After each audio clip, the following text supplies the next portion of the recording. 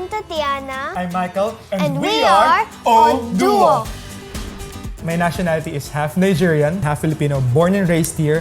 So she's my daughter. My wife is a Filipina. Pakiramdam, Tatiana. Paano ba kayo nagte-training sa bahay? How do you teach her?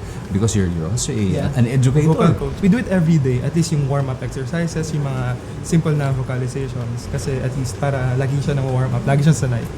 I started singing when I was 4 or 5, and then I saw my parents singing, and I just feel like maybe I can sing too like them. I actually asked them to teach me because I want to sing with them po. Nag-start kami na turuan ko siya sa pag-play ng piano until I asked her na, can you sing while playing the keyboards? Hanggang sa natuto na siya. I'm pretty strict with my kids, especially with gadgets. So they're getting 30 minutes a day. They have chores, nakalist yun.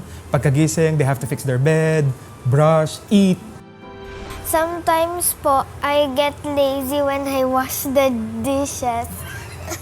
He just said that I should, but I need to follow because he will be more mad. I grew up with a single parent.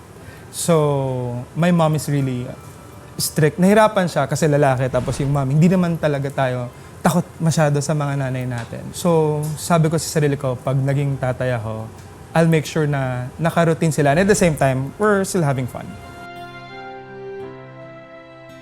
Yung mami mo naging very strict sa'yo growing up. Ganon Kasi- din ba siya ka-strict sa apo niya ngayon, kay Tatiana? Hindi. As always, yung grandparents lagi yung kontrabida. Feeling ng mom ko, very strict with them.